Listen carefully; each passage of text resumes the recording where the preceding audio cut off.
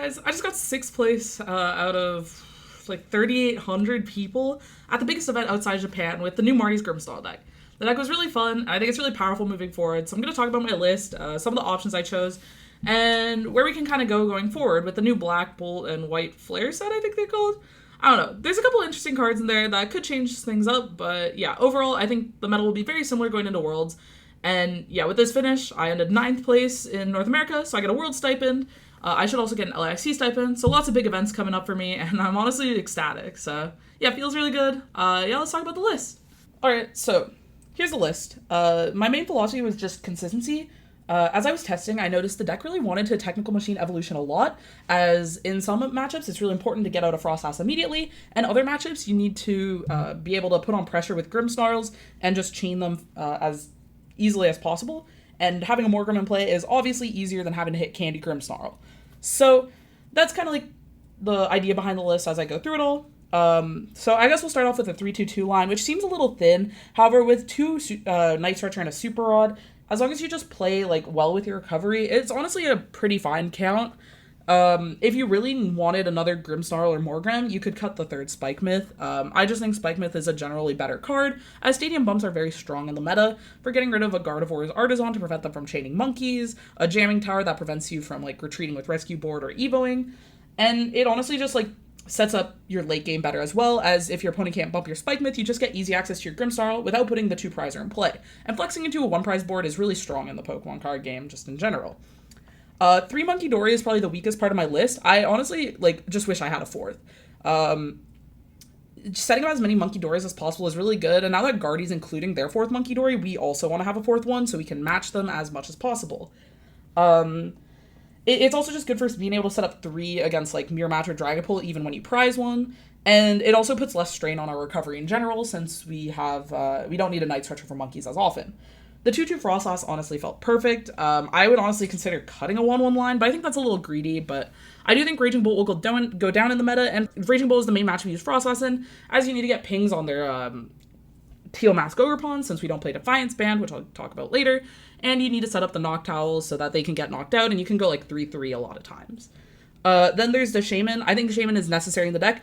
It's good into Gardevoir, Mirror Match, Raging Bull off the top of my head, and it's just randomly useful. So I would not cut the card. It's just a very safe card to have, and I think that's always a good thing in general. Now Budew was actually really underwhelming. It has a lot of lines into aggressive decks. However, with most of the top players playing Dragapult or Gardevoir, and it actually just sucking in those matchups, like it's just a free prize for them, I honestly want to cut it, probably for the 4th Monkey Dory. That's like the top change from the deck. Budew for 4th Monkey Dory. And yeah, with 4th Monkey Dory, I also kind of want a 9th Dark. I think 9 Dark would feel fantastic. However, I don't really have a cut for it. I know Azul played 1 Night Stretcher, 1 Super Rod, but I would definitely rather the 2nd Stretcher than the 9th Dark Energy. So I think I'm just going to stick at the 8 Dark for now. And yeah, that's kind of where I'm at with all that. So then trainers, my supporter lineup is pretty standard: 4 Iono, 4 Arven, 3 Research, 2 Boss. Some lists were playing 4 Research, 3 Arven, but as I said, I really like TM Evoing, and Arven's just really good in like the mid to late game, as a lot of times you only need 1 piece, because you already have like Spike Myth or Artisan in play. You really just need like a Candy, and you already have your Grimmsnarl, or like a recovery card, and then you have your Grimmsnarl to get the energies out.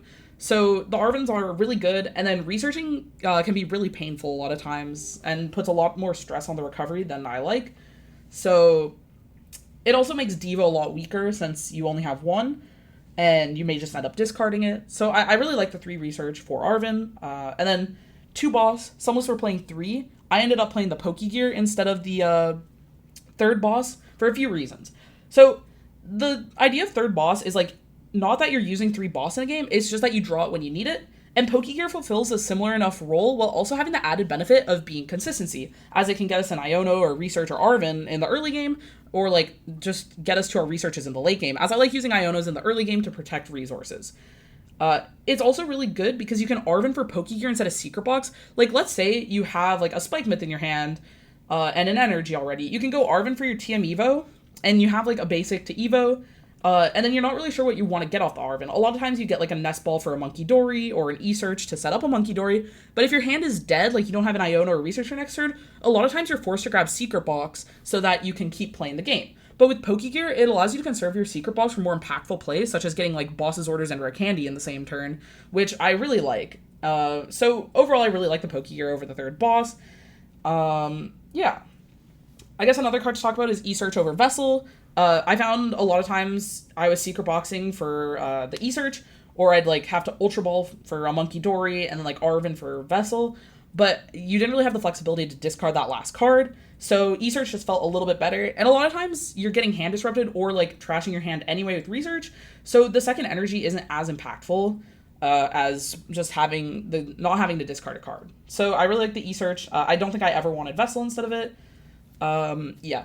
Then Rescue Board I wasn't playing for a while, but my friends told me to play it the night before, and then I started playing with it, and I'm like, yeah, I don't know why I wasn't playing this card. The card feels great. I know like some lists like Azul's wasn't playing it, and I think that's just a mistake. I think the Rescue Board just smooths out the deck a lot, even though we're cutting the Budew for fourth Monkey. I think it's just really important. I would say with the new set, I would switch to an air balloon because I really like the utility of being able to balloon your Grimmsnarl against Guardy when they try mind bending you, because then you don't have to commit any energies to retreat. You can just move into a second Grimmsnarl. And honestly, that seems like another argument for adding a third Grimmsnarl in, although I'm not sure where I want to find that space right now. The TM Devo didn't come up a lot, but the times it did, it was really good. So I'm not 100% sure on cutting it, but it is an option. Consistency-wise, I definitely have a heavy ball count, or just Pokemon search in general, with 2 Poffins, 2 Nest Balls, an Ultra Ball, 3 Spike Miss, and an Artisan. I really don't want to cut any of these. I wouldn't hate to go 3 Nest Ball, 1 Poffin, but I feel like I was Poffining enough games that, like, prizing it felt pretty bad. So I like the 2-2, but I wouldn't hate a 3-1 also. The Ultra Ball is necessary so you can grab, like, Frostlass off an Arven, or Grimmsnarl off an Arven if you've already used your box or done a Spike Myth. And other than that, everything's pretty standard, 2 CC, 2 boss. You could cut a countercatcher for a bundle. However, I felt bundle was like pretty weak in my testing, and I'd rather just have 2 countercatchers to like be able to draw them aggressively versus like Raging Bull or Joltik. So I really like the Gust count I had. The 2 Candy, 2 Morgrem, you can play 3 Morgrem, 1 Candy. However, again, against aggressive decks, just having the candies in the late game is really important. If I were playing like 4 Impidimp, I'd probably go to 3rd Morgrem, but I feel like with 3 Impidimp, the 3rd Morgrem is not the best card to play. So the 2-2 feels really good there. Recovery is 2 Stretcher, 1 Rod. At one point I was at 2 Rod, 1 Stretcher, and I was playing like a 4th Research, cut a Dark. However, that just felt pretty bad. And I think just Arvening for Stretcher is so good because it becomes like 2 more E-Searches or 2 more Nest Balls for Monkey Dory at a certain point. Like, playing with your discard is so strong right now, and that's why I really like Stretcher. But yeah. I think that's pretty much everything about the list. My list isn't really like special or anything. It's just consistent, and I think that's what gave me a lot of advantage. Like, heading into this new format, a lot of people are playing decks without engines, like Guardy or other Grimmsnarl decks. They don't have like onboard draw besides maybe Pheasantipity, and that just meant that if my deck was more consistent than theirs and I was playing at the same or better than them, I was just immediately advantaged. And I think that's like a big part of my success this weekend. My run, unfortunately, got cut short to getting donked game 1 against Bradner and then breaking game 3. But yeah, I felt like I played pretty cleanly, except on stream against Henry. I kind of tossed game 1 to, like, a lot of, like, little mistakes. And then game 3 was just kind of sloppy on both our ends because we were both rushing, trying not to make a tie, because it was a win it in. So, yeah, overall, yeah, very happy with the run, very happy with the list. Everything felt very good. I think the deck moving forward, yeah, I want the 4th Monkey Dory over Budew, and then the Air Balloon over Rescue Board. And other than that, I guess I didn't play the Pheasantipity that Danklin and Roz all played. I tested the Pheasantipity because Roz gave me the base list with Fez, and I just really didn't like it. I felt like a lot of times I wanted to use it, benching it was just like losing me the game. So I just ended up not playing it, and yeah, I mean, it worked out. I'm very happy with how the list ran and how I played. And yeah, great finish. Very happy with how the season ended up. I mean, I had a pretty rough first half of the season into a couple caches and then back-to-back top 8s. So yeah. I also do want to apologize for not posting in like 2 months. After like the Survival Breaks Dragon Ball video, I had a bunch of finals that I had to like just spend the time studying for.